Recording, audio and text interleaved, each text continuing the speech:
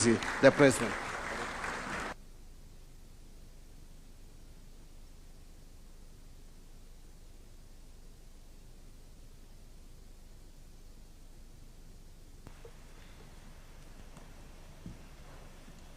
Thank you very much. Please, let's take our seats.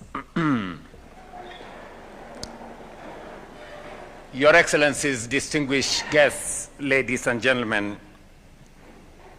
it is my pleasure to welcome you to Nairobi for the 26th Annual General Meeting of the Africa Trade and Investment Development Insurance. Your presence here as member states, shareholders, development partners, and private sector leaders reflect our shared conviction that Africa's prosperity will depend on the strength of its own institutions and the depth of our partnership.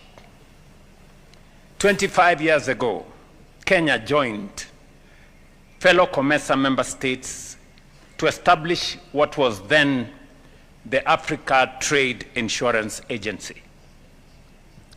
It was founded on a simple belief that Africa deserved institutions capable of transforming risk into opportunity and attracting investment on terms that reflect our true potential rather than outdated perceptions. Today, that belief stands vindicated. ATIDI has become Africa's premier institution, multilateral trade and investment insurer, supporting more than $93 billion in trade and investment while holding investment grade A ratings from both Standard & Poor's and Moody's.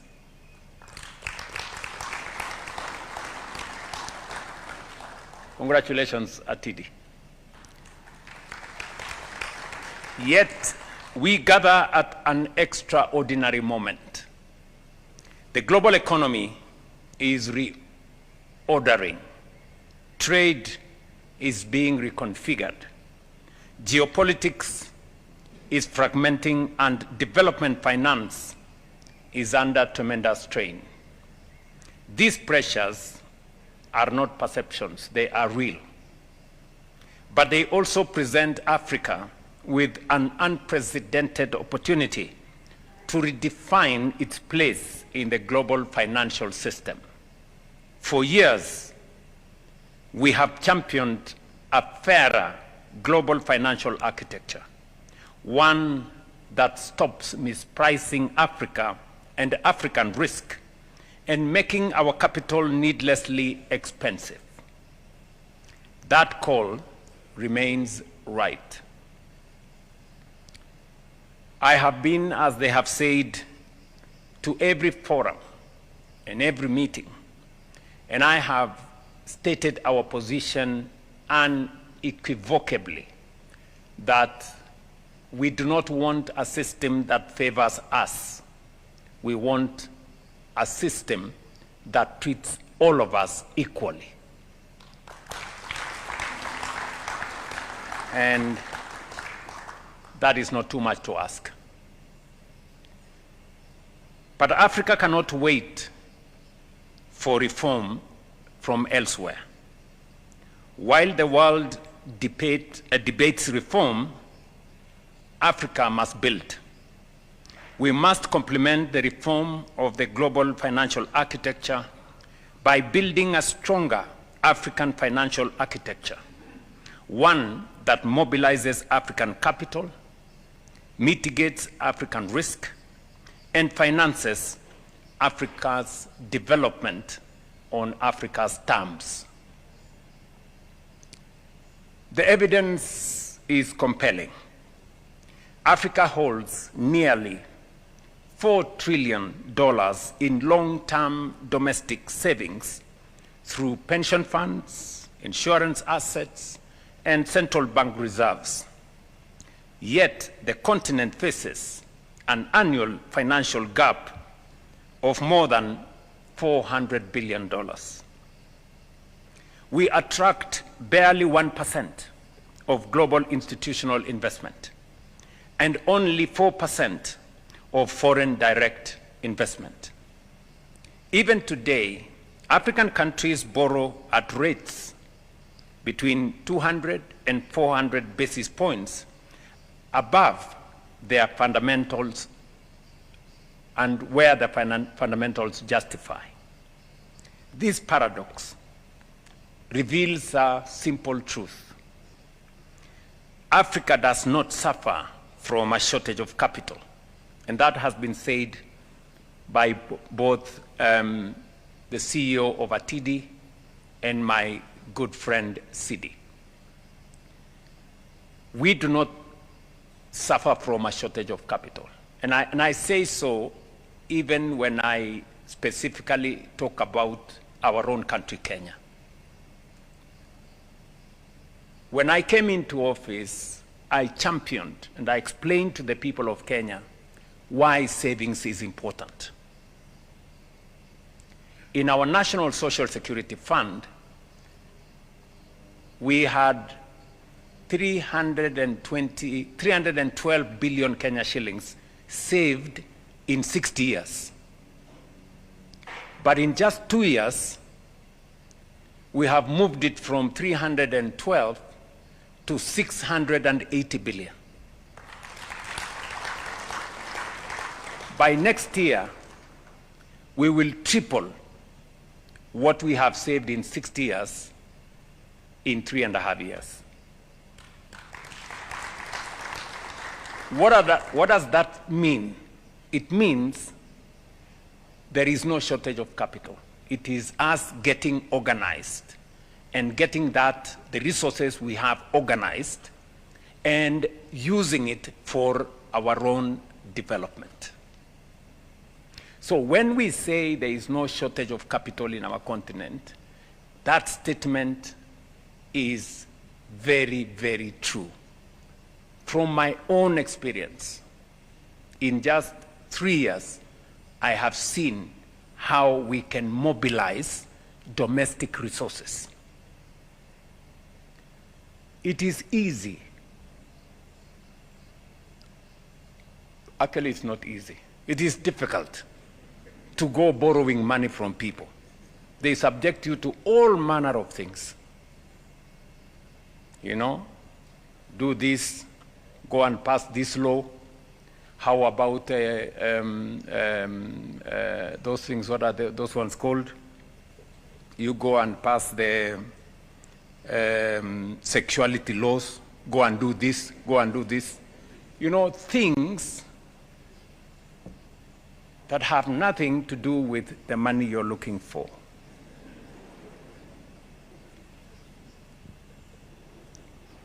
But, of course, you are subjected to such if you refuse to do what you have to do. Let me give another explanation. We decided as Kenyans that we are going to get rid of slums. We're going to work towards getting rid of slums. We're going to build a big portfolio of a housing program. It's been in our books for many years. We tried to borrow money from different places to implement the program, and it was not possible. It was not tenable. It was not practical. It was not sustainable. But we decided that we are going to put together a housing fund, and we are going to pay 1.5% of our incomes to that fund, and employers would do the same. Today, just in 3 years, we have built a portfolio of $9.3 billion.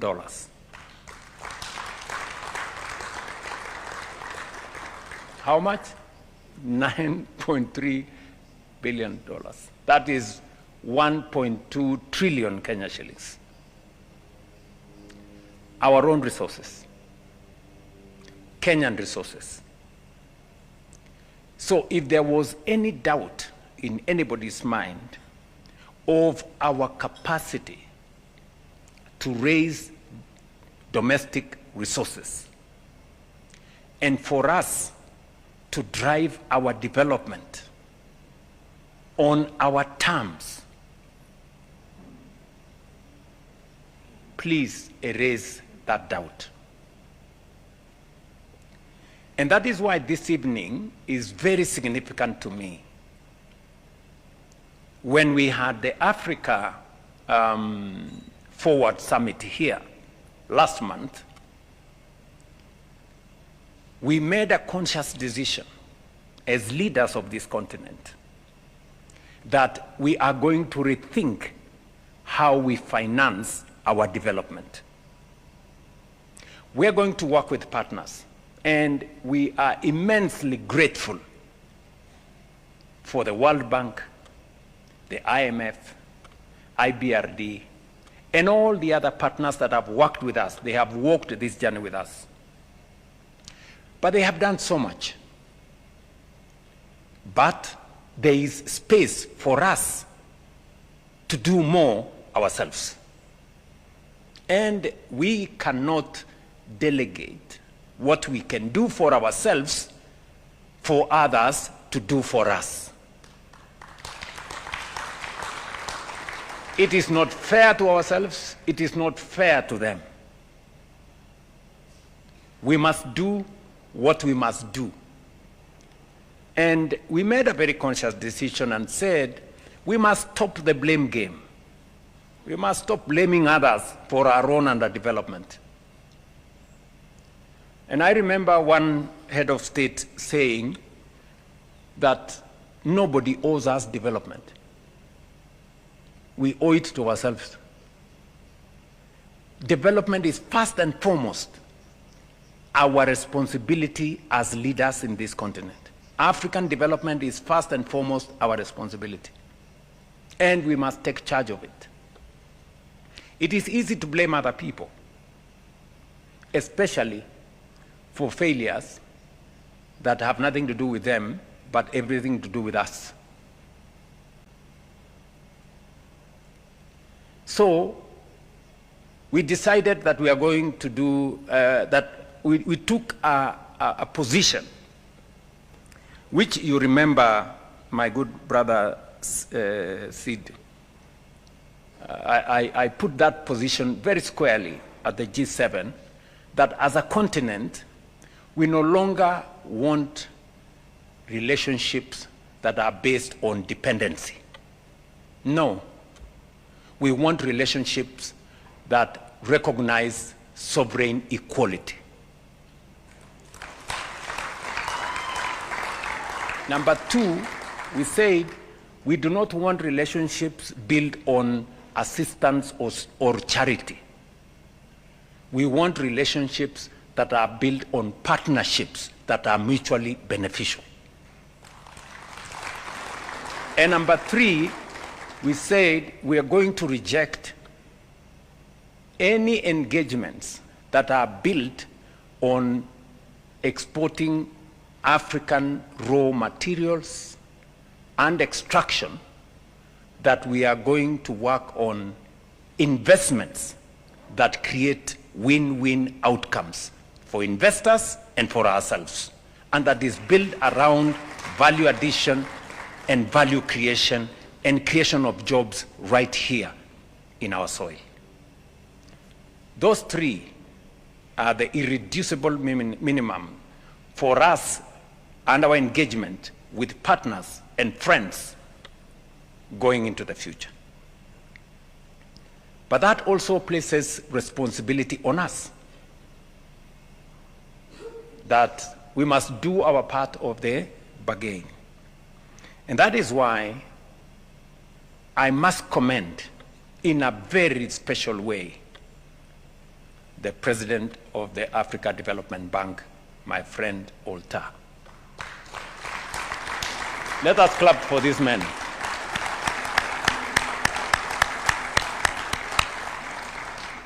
I mean, he's a, breath of fresh air. Because when he came on board, he removed the old rivalries amongst our African multilateral institutions, financial institutions.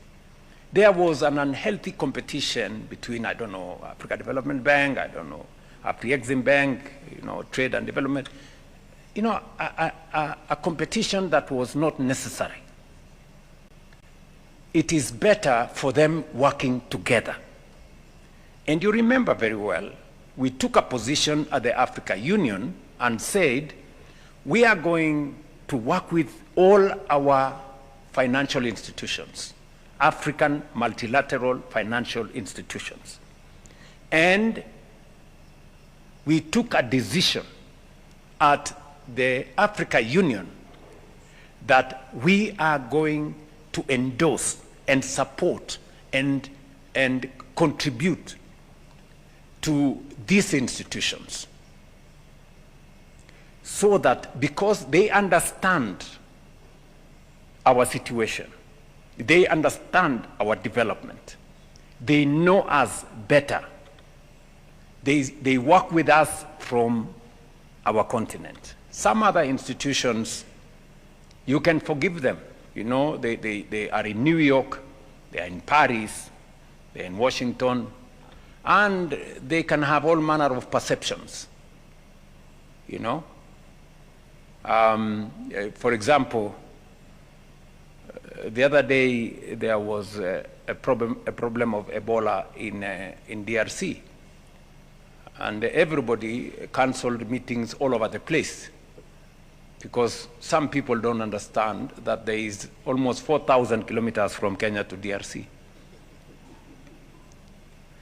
So these are some of the perceptions that inform this space. And I am very happy that this evening, in this annual general meeting dinner for the TD, we have the presence of Africa Development Bank, Trade and Development Bank, Afri-Exim, I'm sure are represented, and all the other institutions, Africa Finance Corporation, they were here the other day. And we have taken the position as a continent that we are going to support these institutions.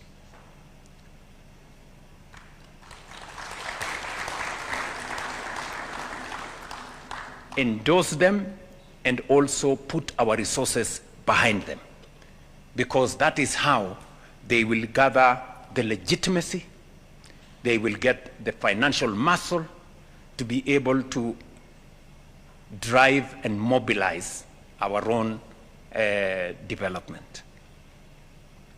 This understanding drives Kenya's leadership of the new African financial architecture for development. My good brother Olta, you can count on Kenya 100%.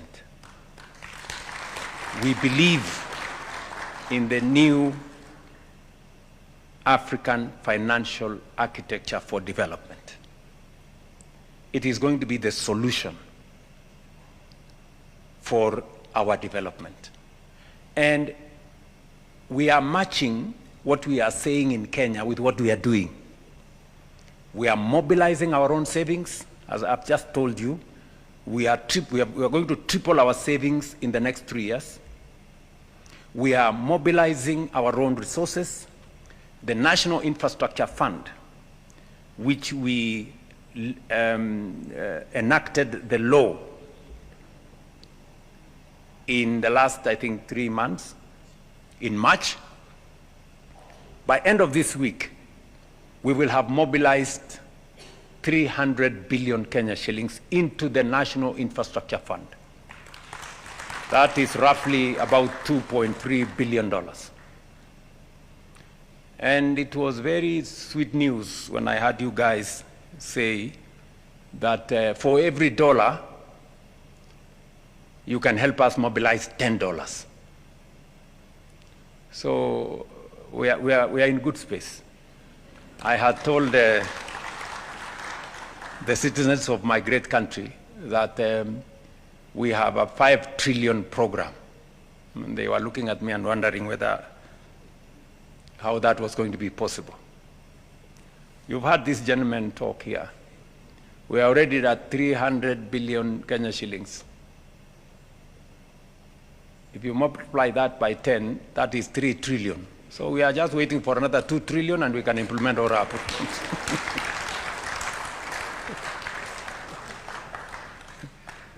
That is how it works, good people. That is how it works. Ndio mimi nawaambia saa zingine tutumia akili. You know, for those of us who understand that language.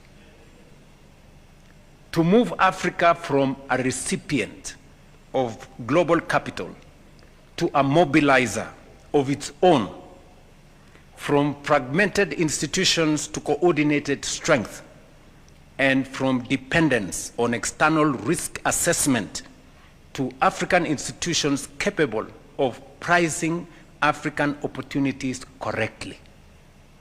That is the mission. That is what NAFAD, that is what the new architecture is going to do for us in this continent. At the heart of this vision is the alliance of African multilateral financial institutions. Through this alliance, the Africa Development Bank Group, Africa Export-Import Bank, Africa Finance Corporation, Africa Trade and Investment Development Insurance, Trade and Development Bank Group, Africa Reinsurance Corporation, ZEP Re, or what was formerly PTA Insurance Company, Shelter Afrique Development Bank, East African Development Bank, Africa Solidarity Bank, Fund for Export Development in Africa, West African Development Bank, and Regional Maritime Development Bank can coordinate their balance sheets, share risk, and mobilize capital at continental scale.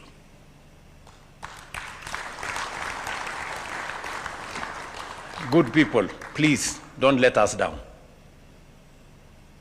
You know, don't let us down. Because this is our moment, you know. And I am very happy that I am in this space as a leader in Kenya and in this continent when we have leaders in our financial institutions that are as aligned as these good people who lead this institution. I am pleased to announce that today, in the cabinet, the government of Kenya approved the establishment of the Secretariat of the Alliance for African Multilateral Institutions here in Nairobi. I did commit that we were going to provide space for a secretariat for the alliance so that we can create more muscle and strength by being coordinated.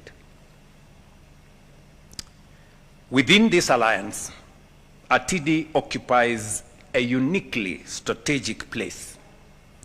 Investment follows confidence, and confidence follows credible risk mitigation. For 25 years, ATIDI has demonstrated that African institutions can transform risk into opportunity. Yet Africa still faces a guarantee and insurance gap of up to $50 billion every year. One of the greatest barriers to unlocking private investment in infrastructure, energy, industry, agriculture, and trade. Every dollar invested in our guarantee architecture has the potential to mobilize $10 more in private capital. That is why I call for the accelerated recapitalization of ATIDI.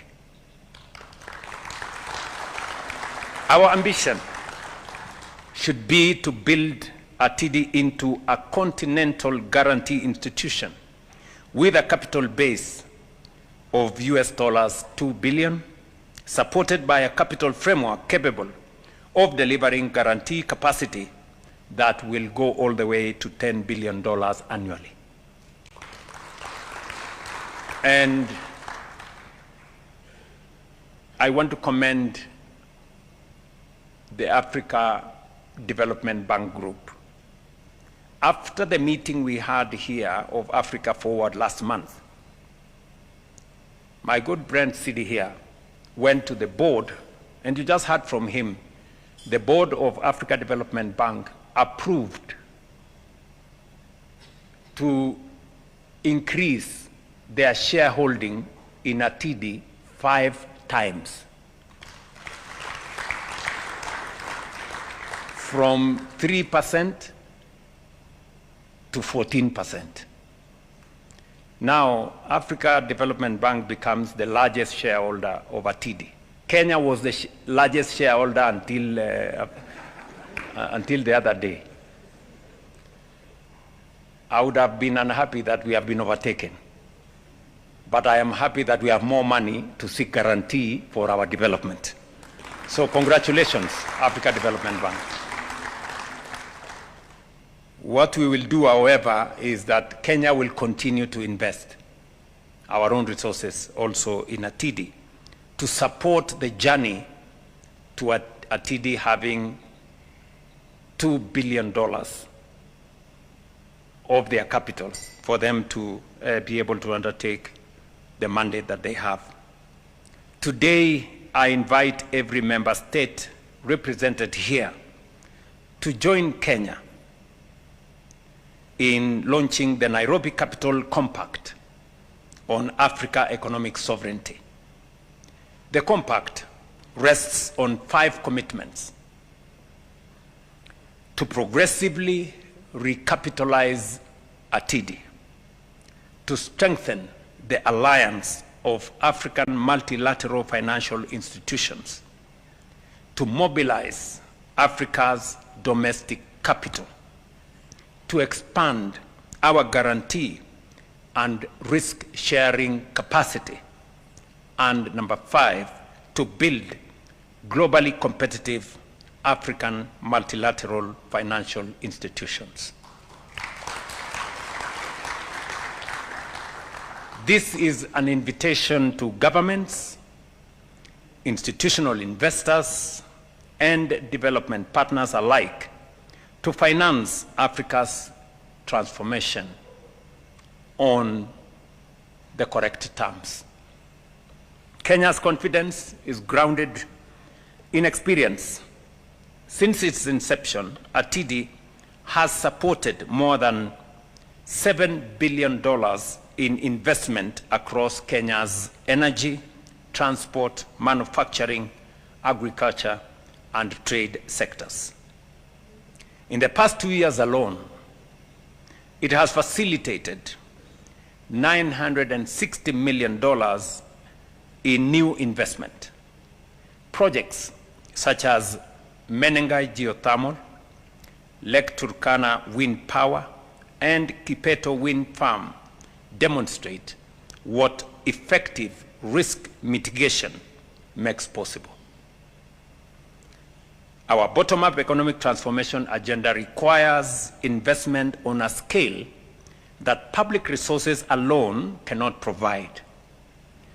Private capital must therefore become our partner.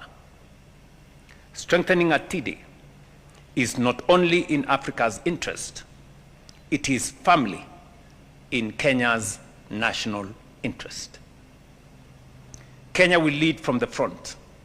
Accordingly, I announce today our intention as we go into the future, as I did in our last meeting, Kenya's capital participation in Atidi progressively to increase with an initial $25 million.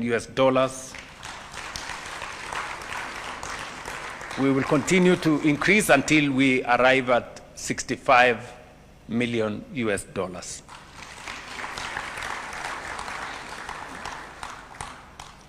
To demonstrate that commitment, We will continue positioning Nairobi as Africa's premier financial and development hub.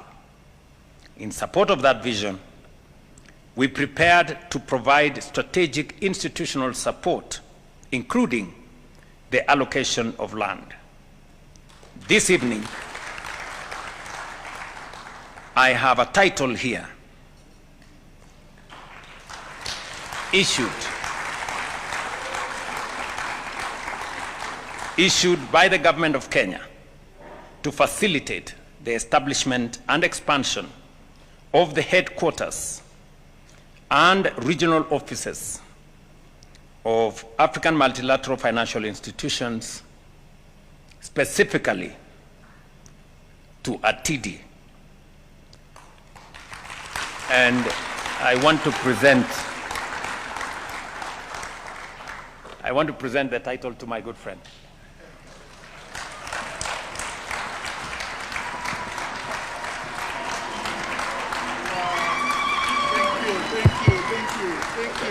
Makofi ajaye kabisa. Let's give a warm clap for that. Thank you, thank you so much. Thank you. Thank you very much. Please, let's take our seats.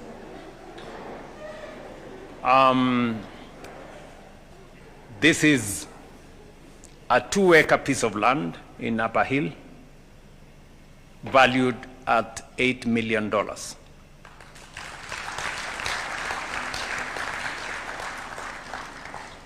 Our predecessors secured Africa's political independence.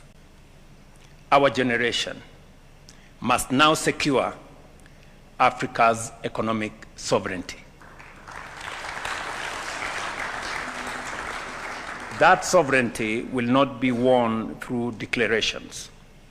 It will be won by building trusted institutions, by mobilizing our own capital first, by crowding in investment from global markets, by pricing Africa's risk correctly, and by financing our development competitively.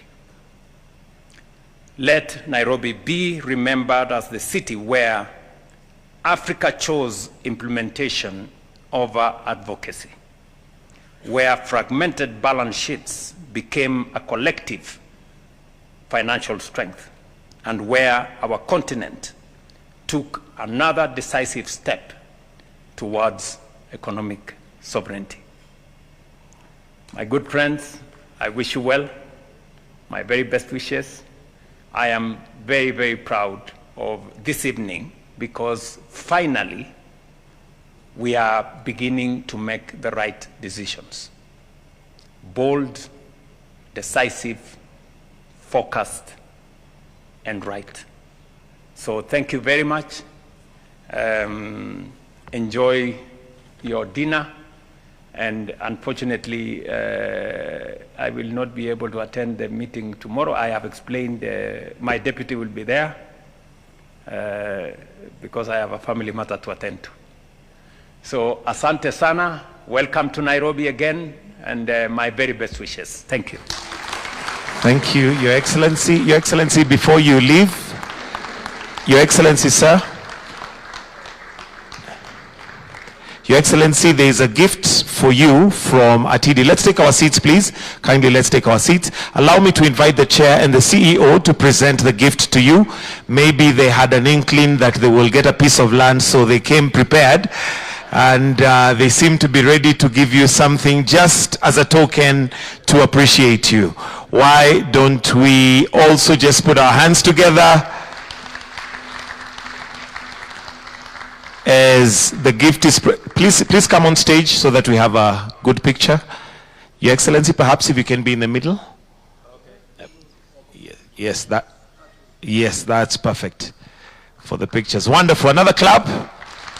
His Excellency has proved that he has put his money where his mouth is. A wonderful reflection of